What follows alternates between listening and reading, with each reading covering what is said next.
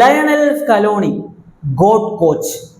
Thomas തുഷലിനെ പോലൊരു tactical brilliant ആയിട്ടുള്ള കോച്ചിനെ ഔട്ട് പ്ലേ ചെയ്ത് കളയുക, ആ കോച്ചിന്റെ ടീമിനെ മൊത്തത്തിൽ അങ്ങ് ഡിസ്ട്രോയ് ചെയ്ത് കളയുക എന്ന് പറയുന്നത് അത്ര ഈസി പരിപാടിയല്ല.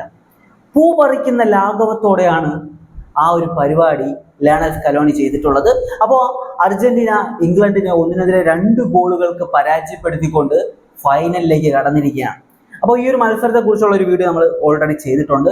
ഈ മത്സരത്തിലെ ചില ടാക്ടിക്കൽ കാര്യങ്ങളുണ്ട്, അതായത് ഇംഗ്ലണ്ടിനെ തകർക്കാൻ അർജന്റീന ഉപയോഗിച്ച ചില കാര്യങ്ങൾ, അതിനെക്കുറിച്ചാണ് നമ്മൾ ഈ ഒരു വീഡിയോയുടെ നോക്കുന്നത്. അപ്പോൾ വീഡിയോയിലേക്ക് പോകുന്നതിന് മുമ്പ് ജസ്റ്റ് ചാനൽ സബ്സ്ക്രൈബ് ചെയ്യുക. നമ്മൾ സ്ഥിരമായിട്ട് വീഡിയോസ് ആയിട്ട് വരുന്നതായിരിക്കും. പിന്നെ എൻ്റെ മറ്റേ ചാനലിൽ ഈ ഒരു മത്സരത്തെക്കുറിച്ച് മത്സരം കഴിഞ്ഞ സമയത്ത് ചെയ്തൊരു വീഡിയോ ഉണ്ട് കേട്ടോ, അത് താല്പര്യമുള്ളവർ അത് കാണുക. നിങ്ങളുടെ ഒരു സപ്പോർട്ട് ഞാൻ പ്രതീക്ഷിക്കുന്നുണ്ട് കേട്ടോ. അപ്പോൾ നമുക്ക് തുടങ്ങാം. ഈ ഒരു ഇംഗ്ലണ്ട് ടീമിനെ എടുത്തു കഴിഞ്ഞാൽ ഇപ്പോൾ അർജന്റീന ഇംഗ്ലണ്ട് 2 ടീമും സെമിയിൽ വന്നു.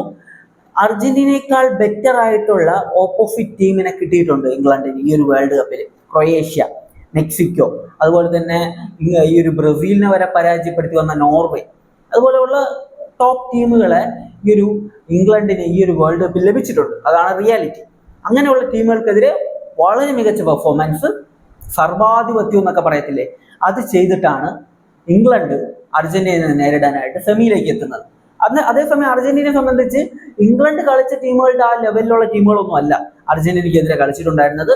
അവർക്കെതിരെ ഒരു സർവാധിപത്യം ഒന്നും പുലർത്താൻ അർജന്റീനയ്ക്ക് കഴിഞ്ഞിട്ടില്ല. എന്നാൽ ഇവിടെ ഇംഗ്ലണ്ട് അർജന്റീന മത്സരം വന്നപ്പോൾ തനി കുണം പുറത്തെടുത്തു ലയണൽ സ്കലോണി എന്ന് വേണമെങ്കിൽ പറയേണ്ടി വരും. അങ്ങനെ തന്നെ പറയേണ്ടി വരും. അതുപോലെയുള്ള ടാക്ടിക്കൽ പരിപാടിയാണ് ആൾ ഈ ഒരു മത്സരത്തിൽ ചെയ്തു വെച്ചിട്ടുള്ളത്. ഇംഗ്ലണ്ടിനെ നമ്മൾ എടുത്തു കഴിഞ്ഞാൽ ഇംഗ്ലണ്ടിന്റെ മത്സരങ്ങളിൽ തോമസ് തുഷൽ വന്നതിന് ശേഷം സ്ഥിരം കാണുന്ന ആളാണ് ഞാൻ. അവർ ആ ഒരു വേൾഡ് കപ്പ് ക്വാളിഫയേഴ്സിൽ മത്സരങ്ങളൊന്നും തോക്കാതെയാണ് വന്നിട്ടുണ്ടായിരുന്നത്. അപ്പൊ അത്രയും ബ്രില്യൻ്റ് ആയിട്ടുള്ള ഒരു പെർഫോമൻസ് നടത്തി വരുന്ന ഒരു ടീമാണ് ഇംഗ്ലണ്ട്. ഈ ഒരു വേൾഡ് കപ്പിൽ ഒരു മത്സരം അവർ ഡ്രാ ആയിട്ടുണ്ടായിരുന്നു, ബാക്കി എല്ലാ മത്സരങ്ങളും അവർ ജയിച്ചു. വലിയൊരു ആധിപത്യത്തോടെ അവർ കളിച്ചിട്ടുമുണ്ട്. ഇംഗ്ലണ്ടിന്റെ ഏറ്റവും പോസിറ്റീവ് ആയിട്ടുള്ള കാര്യങ്ങൾ എന്ന് പറയുന്നത്, ഒന്നാമത്തത് ഒരു ഹൈ പ്രസ്സിംഗ് ഗെയിം. പ്രസ്സിംഗ് എന്ന് പറയുമ്പോൾ അറ്റാക്കേഴ്സ് മാത്രം പോയി പ്രസ് ചെയ്യുന്ന ഗെയിം അല്ല, മിഡ്ഫീൽഡിലും ഒരു പ്രസ്സിംഗ് ചെയ്യുന്ന ഒരു ഫിസിക്കലി ഉള്ള ഒരു ഗെയിമാണ് ഇംഗ്ലണ്ട് കളിക്കുക. ഫിസിക്കലിയും കളിക്കും, നന്നായിട്ട് ഹൈ പ്രസ്സിംഗും ചെയ്യും. ഈ ഒരു പരിപാടി അവർ കോമൺ ആയിട്ട് ചെയ്യുന്ന ഒരു കാര്യമാണ്. തോമസ് തുഷലിന്റെ മിക്ക ടീമുകളും ഇത് ചെയ്യുന്ന ഒരു പരിപാടിയാണ്. അപ്പോൾ ഇത് അവിടെ ഇരിക്കട്ടെ. രണ്ടാമത്തത് അവരുടെ പ്ലെയേഴ്സിന്റെ ഇൻഡിവിജ്വൽ ബ്രില്യൻസ്. ഹാരി കെയ്ൻ ഇറങ്ങി വന്നിട്ട് ബോൾ സപ്ലൈ ചെയ്യുക, അത് ആൾ പ്രോപ്പറായിട്ട് ചെയ്യുന്ന ഒരു കാര്യമാണ്. അതുപോലെ തന്നെ നല്ല സ്പീഡി ആയിട്ടുള്ള വിങ്ങേഴ്സ് അവർക്കുണ്ട്. അതുപോലെ തന്നെ ഗോൾ അടിക്കാനും അടുപ്പിക്കാനും പറ്റുന്ന ജൂഡ് ബെല്ലിംഗ്ഹാമിനെ പോലെ ഒരു പ്ലെയർ ഉണ്ട്. എല്ലാത്തിനും ഉപരി അവർക്ക് 2 കിഡിലൻ മിഡ്ഫീൽഡേഴ്സ് ഉണ്ട്, അതായത് ഇലിയറ്റ് ആൻഡർസൺ, അതുപോലെ തന്നെ ഡെക്ലൻ റൈസ്. ഇവർക്ക് എന്തൊക്കെ ചെയ്യാൻ പറ്റുമെന്ന് ചോദിച്ചു കഴിഞ്ഞാൽ, ഡിഫൻസിനെ നന്നായിട്ട് പ്രൊട്ടക്ട് ചെയ്യാൻ പറ്റും, നല്ല രീതിയിലുള്ള ഡിഫൻസീവ് കോൺട്രിബ്യൂഷൻസ് നൽകാൻ പറ്റും, ബോൾ റിക്കവർ ചെയ്യാൻ പറ്റും, ഹോൾഡ് ചെയ്യാൻ പറ്റും, അതുപോലെ തന്നെ നല്ല ബോൾ സപ്ലൈയും ചെയ്യാൻ പറ്റും. ഇതൊക്കെയാണ് ഇംഗ്ലണ്ടിന്റെ ഏറ്റവും പോസിറ്റീവ് ആയിട്ടുള്ള കാര്യങ്ങൾ. ഡിഫൻസിനെ കുറിച്ച് പറയുകയാണെങ്കിൽ അത്യാവശ്യം ഫിസിക്കലി കളിക്കാൻ പറ്റുന്ന ഒരു ഡിഫൻസ് ആണെങ്കിലും ഒരു ആവറേജ് ഡിഫൻസ് മാത്രമാണ് ഇംഗ്ലണ്ടിനുള്ളത്. അപ്പോൾ ഇതൊക്കെ വെച്ചിട്ടാണ് ഇംഗ്ലണ്ട് പെർഫോം ചെയ്തിട്ടുണ്ടായിരുന്നത്. എന്നാൽ ഇത് പ്രോപ്പറായിട്ട് മനസ്സിലാക്കി കളഞ്ഞു ലയണൽ സ്കലോണി. ആള് അടിച്ചങ്ങ് കൊടുത്തു. കളി തുടങ്ങി ആദ്യത്തെ ഒരു 10 മിനിറ്റ് ആകുന്ന സമയത്ത് തന്നെ നമുക്ക് ഏകദേശം കാര്യം മനസ്സിലായി. അർജന്റീന നന്നായിട്ട് ഫിസിക്കലി കളിക്കാൻ തുടങ്ങി. ഇംഗ്ലണ്ട് എല്ലാ ടീമിനെതിരെയും ഫിസിക്കലി ഒരു ആധിപത്യം പുലർത്തും, അതുപോലെ തന്നെ പ്രസ്സിങ്ങിന്റെ കാര്യത്തിൽ ഒരു ആധിപത്യം പുലർത്തും. അർജന്റീനയെ സംബന്ധിച്ച് അർജന്റീനയ്ക്ക് ഇംഗ്ലീഷ് പ്രീമിയർ ലീഗിൽ കളിക്കുന്ന 2 മിഡ്ഫീൽഡേഴ്സ് അവരുടെ ടീമിലുണ്ട്. എൻസോ ഫെർണാണ്ടസും അതുപോലെ തന്നെ ഒരു മെക്കാലിസ്റ്റർ. ഇവര് ആ ടീമിലുള്ളത് കൊണ്ട് തന്നെ ഏറ്റവും എടുത്തു പറയേണ്ട കാര്യം, ഇവർക്ക് ആ ഒരു ഹൈ പ്രസ്സിങ്, മിഡ്ഫീൽഡിൽ വരുന്ന ഹൈ പ്രസ്സിങ് നന്നായിട്ട് മാനേജ് ചെയ്യാൻ പറ്റുന്നുണ്ട്. ആസ്ട്രിയക്കെതിരെയുള്ള മത്സരത്തിൽ തന്നെ നമ്മളത് കണ്ടതാണ്. ഈ മത്സരത്തിൽ അത് കുറച്ചും കൂടെ എക്സ്ട്രീം ലെവലിൽ ഇവർ ചെയ്തിട്ടുണ്ടായിരുന്നു. പ്രോപ്പറായിട്ട് അവർ അത് സെറ്റാക്കി. ഒരു സംശയം കൂടാതെ നമുക്ക് പറയാൻ പറ്റും, പ്രോപ്പറായിട്ട് അവർ ആ ഒരു പരിപാടി സെറ്റാക്കി. അതോടുകൂടി ഇംഗ്ലണ്ടിന്റെ ആദ്യത്തെ പ്ലാൻ പാളി. രണ്ടാമത്തത് ഫിസിക്കലി കളിക്കുക എന്ന് പറയുന്ന പരിപാടി, അതും പാളി. അറിയാലോ, ഈ ഒരു വേൾഡ് കപ്പ് നമ്മൾ എടുത്തു കഴിഞ്ഞാൽ കഴിഞ്ഞ വേൾഡ് കപ്പ്, അതുപോലെ തന്നെ കഴിഞ്ഞ ഒരു കോപ്പ, അതിന് മുമ്പത്തെ കോപ്പ, ഇവിടെയൊക്കെ നമ്മൾ അർജന്റീനയെ കണ്ടിരുന്നത് ഒരു ഫിസിക്കലി ആധിപത്യം പുലർത്തി കളിക്കുന്ന, നല്ല ഹാർഷായിട്ട് കളിക്കുന്ന ഒരു ടീമിനെയാണ്. എന്നാൽ ഈ ഒരു വേൾഡ് കപ്പിൽ അങ്ങനെ അർജന്റീന കളിച്ചിട്ടില്ല. അർജന്റീന നാച്ചുറലി ഉള്ള ഒരു ഫിസിക്കൽ ഗെയിം, അഗ്രസീവ് ഗെയിം, അതൊന്നും അർജന്റീന ഭാഗത്ത് നിന്ന് കാണാൻ കഴിഞ്ഞിട്ടില്ല. അവർ ഗോൾ അടിക്കുന്ന കാര്യത്തിലൊക്കെ ആഗ്രഷൻ ഉണ്ടെങ്കിലും, അല്ലാതെ ആ ഒരു സാധാരണ അർജന്റീന 10-20 ഫൗളൊക്കെ ചെയ്യും ഒരു മത്സരത്തിൽ, അതൊന്നും നമുക്ക് കാണാൻ പറ്റിയിട്ടില്ലായിരുന്നു. അപ്പോൾ അത് ആ രീതിയിൽ അർജന്റീന കളിക്കത്തില്ലെന്ന് വിചാരിച്ചിട്ട് തോമസ് തുഷൽ ഇന്നത്തെ മത്സരത്തിൽ ഇറങ്ങിയതുപോലെയാണ് എനിക്ക് കണ്ടപ്പോൾ തോന്നിയത്. കാരണം ആദ്യത്തെ 10-15 മിനിറ്റ് ആയപ്പോൾ തന്നെ തോമസ് തുഷൽ നേരെ പോയിട്ട് റെഫറി ആയിട്ട് പ്രശ്നം ഉണ്ടാക്കുക. ആ ഒരു ഡഗ്ഔട്ട് മൊത്തത്തിൽ ആൾ അങ്ങനെ നടന്ന് നീങ്ങും. ആളുടെ ഒരു പെരുമാറ്റം കണ്ടപ്പോഴേ നമുക്ക് മനസ്സിലായി കയ്യിൽ നിന്ന് പോയി, ആളുടെ ടാക്ടിക്സ് എവിടേക്കോ പാളി എന്നത് അത് ഗ്രൗണ്ടിലും കാണാൻ പറ്റുന്നുണ്ടായിരുന്നു. അർജന്റീന ഫിസിക്കലി ആധിപത്യം പുലർത്തി, അവരുടെ പ്രസ്സിങ് പ്രോപ്പറായിട്ട് മാനേജ് ചെയ്തു. അർജന്റീനിയൻ പ്ലേയേഴ്സ് പ്രോപ്പറായിട്ട് പ്രസ് ചെയ്യുന്നത് നമുക്ക് കാണാൻ പറ്റുന്നുണ്ടായിരുന്നു. അവിടെ തന്നെ ആ ഒരു സംഭവം പാളി. പിന്നെ രണ്ടാമത്തെ കാര്യം എന്ന് പറയുന്നത് ഇവരുടെ ഈ ഒരു ഇൻഡിവിജ്വലി ഉള്ള ബ്രില്യൻസ് ആണ്. ആകെ അർജന്റീനയ്ക്ക് ഒരു പ്രശ്നമായിട്ട് മാറിയിട്ടുണ്ടായിരുന്നത് ആ വിങ്ങേഴ്സിന്റെ സ്പീഡ്, അത് കുറച്ച് പ്രശ്നം അർജന്റീനയ്ക്ക് ഉണ്ടാക്കിയെടുത്തിട്ടുണ്ടായിരുന്നു. പിന്നെ രണ്ടാമത്തെ എടുത്തു പറയേണ്ട കാര്യം എന്താണെന്ന് വെച്ച് കഴിഞ്ഞാൽ ഈ ഒരു ഹാരി കെയ്ൻ കുറച്ച് ഇറങ്ങി വന്നിട്ട് ബോൾ എടുത്ത് സപ്ലൈ ചെയ്യുന്ന പരിപാടി അത് ആൾ പ്രോപ്പറായിട്ട് ചെയ്തിട്ടുണ്ട് ഈ മാച്ചിൽ.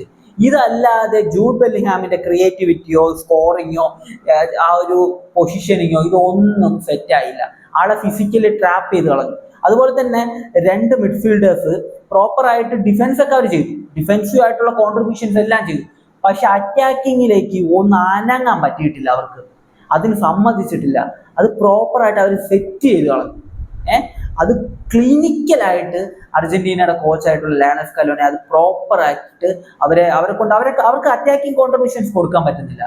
ഡയറക്റ്റ് ഫുട്ബോൾ കളിക്കാൻ തുടങ്ങി. അവസാനം ഡിഫൻഡേഴ്സ് ഒക്കെ നേരെ കൊടുക്കുക, ഫോർവേഡ്സിന് ബോൾ കൊടുക്കുന്ന രീതിയിലേക്ക് കാര്യങ്ങൾ എത്തി, അതുപോലെ എത്തിച്ചു അർജന്റീനയുടെ ആ ഒരു ടാക്ടിക്കൽ ഇടപെടൽ. പിന്നെ എടുത്തു വരേണ്ട സംഭവം എന്ന് പറയുന്നത് തോമസ് തുഷൽ എന്ന് പറയുന്ന കോച്ച് ഒരു ടാക്ടിക്കൽ ബ്രില്യൻ്റ് ആയിട്ടുള്ള ഒരു കോച്ചാണ്. പക്ഷേ അദ്ദേഹത്തെ പോലും സത്യം പറഞ്ഞു കഴിഞ്ഞാൽ നിശബ്ദനാക്കി കളഞ്ഞു. 55-ാം മിനിറ്റിൽ ഇവർ ഗോൾ അടിച്ചു. അതിനുശേഷം ഇവരെ സംബന്ധിച്ച് ഇവർക്കൊരു അറ്റാക്കിംഗ് ഗെയിം കളിക്കാനേ പറ്റിയിട്ടില്ല. അവർ അറ്റാക്കിംഗ് ഗെയിം കളിച്ചത് എപ്പോഴാണ്? അർജന്റീന ലീഡ് നേടിയതിനു ശേഷം 1-2 ഗോളുകൾക്ക് എക്സ്ട്രാ ടൈമിൽ, ഇഞ്ചുറി ടൈമിൽ അർജന്റീന ലീഡ് നേടിയതിനു ശേഷമാണ് ഇംഗ്ലണ്ടിന്റെ ഭാഗത്തു നിന്ന് പിന്നീട് അറ്റാക്കുകൾ വരുന്നത്. അതൊക്കെ അർജന്റീന പുഷ്പം പോലെ തടഞ്ഞു കളഞ്ഞു, ഒന്നും ഒരു ഇടത്ത് എത്താൻ പോയില്ല. അതായത് മൊത്തത്തിൽ ഔട്ട് പ്ലേ ചെയ്ത് കളഞ്ഞു. തോമസ് തുഷൽ ഈ ഒരു വേൾഡ് കപ്പിൽ സാധാരണ ഒരു ടൂർണമെന്റ് ഒരു ടീമിനെതിരെ കളിക്കുമ്പോൾ ആ ടൂർണമെന്റിലെ പെർഫോമൻസ് വെച്ചിട്ടാണ് തന്ത്രങ്ങൾ മെനഞ്ഞ് ആ ടീമിനെതിരെ കളിക്കുക. ലേണൽ സ്കലോണിയുടെ ഈ ഒരു അർജന്റീനയ്ക്കെതിരെ തോമസ് തുഷൽ ഈ വേൾഡ് കപ്പിലെ പെർഫോമൻസ് ഒക്കെ നോക്കിയിട്ട് അതിനനുസരിച്ച് ഒരു ഗെയിം പ്ലാൻ സെറ്റ് ചെയ്ത് വന്നു. അർജന്റീനയുടെ ഒരു നാച്ചുറൽ ഗെയിം ഉണ്ട്. അതായത് അർജന്റീനയ്ക്ക് ഞാൻ പലതവണ പറഞ്ഞിട്ടുള്ളതാണ്, അർജന്റീനയ്ക്ക് ഒരു പ്രോപ്പർ സിസ്റ്റം ഒന്നുമില്ല. ബോൾ പൊസിഷൻ വെച്ചും കളിക്കും, ബോൾ പൊസിഷൻ ഇല്ലാതെയും കളിക്കും, കൗണ്ടറും കളിക്കും, low block, mid block, defensive ഗെയിമും അർജന്റീന കളിക്കും. ഫുൾ അറ്റാക്കിംഗ് ഗെയിം അർജന്റീന കളിക്കാൻ പറ്റും. വിങ്ങിൽ കൂടെ അറ്റാക്ക് ചെയ്യാൻ പറ്റും, സെൻട്രിൽ കൂടെ അറ്റാക്ക് ചെയ്ത് പറ്റും. ഫോക്കസ് ചെയ്തിട്ട് ഓരോ പൊസിഷൻ അവർക്ക് ഉപയോഗിക്കാനും പറ്റും. എല്ലാ രീതിയിലുള്ള ഗെയിമും വഴങ്ങുന്ന ഒരു ടീമിനെയാണ് ലേണൽ സ്കലോണി സെറ്റ് ചെയ്ത് വെച്ചിട്ടുള്ളത്. അപ്പൊ അങ്ങനത്തെ ഒരു ടീം ആയതുകൊണ്ട് തന്നെ ഓപ്പോസിറ്റ് ടീം കളിക്കുന്നതിനനുസരിച്ച് ഇവർക്ക് മാറാൻ പറ്റും ഈസി ആയിട്ട്.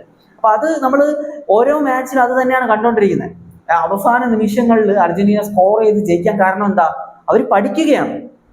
തുടക്കം മുതൽ ഓപ്പോസിറ്റ് ടീമിന്റെ ഓരോ മൂവ്മെന്റ്സും ഓരോ ഗെയിമും അവരിങ്ങനെ പഠിച്ച് അവസാനം ആകുമ്പോൾ എല്ലാം കൂടെ വെച്ച് ഒരു അടി അങ്ങ് അടിക്കും, തീരുമാനമാകും. ഇതാണ് നമ്മൾ ഈ ഒരു നോക്കൗട്ടിലെ എല്ലാ മത്സരങ്ങളിലും കണ്ടത്, ഈ മത്സരത്തിലും കണ്ടിട്ടുള്ളത് അതാണ്. മൊത്തം കയ്യിൽ നിന്ന് പോയി. 55-ാം മിനിറ്റിൽ ഇവർ ഗോൾ നേടി ലീഡ് നേടിയതിന് ശേഷം പിന്നെ മൊത്തം അവിടെ നിന്ന് കയ്യിൽ നിന്ന് പോയി. മൊത്തം ഇവർ ഡിഫെൻസീവായിട്ട് വലിഞ്ഞതല്ല വലിപ്പിച്ചതാണെന്ന് വേണമെങ്കിൽ പറയേണ്ടി വരും. ഡിഫെൻസീവായി വേറെ ഒന്നും ചെയ്യാൻ പറ്റുന്നില്ല. കാരണം അത്രയും ഇവർ ബോൾ പൊസിഷൻ വെച്ച് അത്രയും അറ്റാക്ക് ചെയ്തുകൊണ്ടിരിക്കുകയാണ്. വിങ്ങുകൾ യൂസ് ചെയ്യുന്നു, സെന്റർ യൂസ് ചെയ്യുന്നു, മൊത്തത്തിൽ ആയത് ഈ ഒരു ഡിഫൻഡേഴ്സ് വരെ കയറി നിന്നിട്ടൊരു ഫുൾ അവരെ മൊത്തത്തിൽ ട്രാപ്പ് ചെയ്യുന്ന പോലത്തെ ഒരു അറ്റാക്കിംഗ് ആണ് ഇവർ ചെയ്തത്. അതിലൂടെ മൊത്തത്തിൽ വീണുപോയി. അതാണ് ഈ ഒരു മത്സരത്തിൽ സംഭവിച്ചിട്ടുണ്ടായിരുന്നത്. എൻ്റെ ഒരു കാഴ്ചപ്പാടെന്ന് പറയുന്നത് ഈ ഇത്രയും കാര്യങ്ങളാണ്. അപ്പം നിങ്ങൾക്ക് നിങ്ങളുടേതായിട്ടുള്ള അഭിപ്രായങ്ങളും കാര്യങ്ങളൊക്കെ കാണും, അത് നിങ്ങൾ കമന്റിൽ പറയണം കേട്ടോ. പിന്നെ ലയണൽ മെസ്സി, അത് ഞാൻ കഴിഞ്ഞ വീഡിയോയിലും പറഞ്ഞിരുന്നു, മെസ്സി വിങ്ങിലോട്ട് പോകും. മെസ്സി കരിയർ തുടങ്ങിയത് വിങ്ങറായിട്ടാണ്. ആൾക്ക് അവിടെ പുഷ്പം പോലെ കളിക്കാനും പറ്റും, ആൾ അതും ചെയ്യും. ഈ മത്സരത്തിൽ നമ്മൾ കണ്ടു 2 അസിസ്റ്റ്. ഓക്കെ, ഒന്നാമത്തെ നമുക്ക് വിടാം, എൻസോ ഫെർണാണ്ടസിന്റെ ആ ഒരു ടോപ്പ് ഫിനിഷ് ആണെന്ന് വെക്കാം. പക്ഷെ രണ്ടാമത് ആൾ കൊടുത്ത പാസ് അത്രയും ബ്രില്യൻ്റ് ആയിട്ടുള്ള പാസ്സാണ്. പിന്നെ ഈ ഒരു മാച്ചിന്റെ സ്കോർ 1-2 ഗോള്. പക്ഷെ യഥാർത്ഥത്തിൽ അങ്ങനത്തെ ഒരു സ്കോറൊന്നും അല്ല. ഈ ഒരു മാച്ചിൽ അവരുടെ കീപ്പർ അതുപോലെ തന്നെ ആ ഒരു ഗോൾ പോസ്റ്റുകളൊക്കെ രക്ഷിച്ചത് കൊണ്ട് മാത്രമാണ് ഈ ഒരു സ്കോറിൽ ഒതുങ്ങിയത്. അല്ലെങ്കിൽ ഒരു ഹൈ സ്കോറിംഗ് മാച്ച് അർജന്റീന കുറച്ചുകൂടി ഗോളുകളൊക്കെ അടിച്ചേനെ. എന്തായാലും ഇംഗ്ലണ്ടിനെതിരെ ഇത്രയും ആധിപത്യത്തോടെ ഇത്രയും മികച്ചൊരു പെർഫോമൻസ് നടത്തിയ ഒരു വിജയം അർജന്റീന സ്വന്തമാക്കുമെന്നത് ഞാൻ വിചാരിച്ചിട്ടേയില്ല. അങ്ങനത്തെ ഒരു സംഭവം നടന്നിട്ടുണ്ട്. എന്തായാലും സന്തോഷം. അത്ര ഒളിവി ഫൈനലാണ്, കിടിലൻ ഒരു പോരാട്ടം കാണാം. അതിന് മുമ്പ് ലൂസേഴ്സ് ഫൈനലുണ്ട്, അതും കിടിലൻ ഒരു പോരാട്ടമായിരിക്കും. അതിനെ കുറിച്ചൊക്കെ ഉള്ള വീഡിയോസ് വരുന്ന ദിവസങ്ങളിൽ നമ്മൾ ഇടുന്നതായിരിക്കും. അപ്പം നിങ്ങളുടെ ഒരു സപ്പോർട്ട് ഞാൻ പ്രതീക്ഷിക്കുന്നു. അപ്പോൾ മറ്റൊരു വീഡിയോ ആയിട്ട് കാണുന്നതായിരിക്കും. ബൈ ബൈ വിത്ത് ഫുഡ് ഷാർ.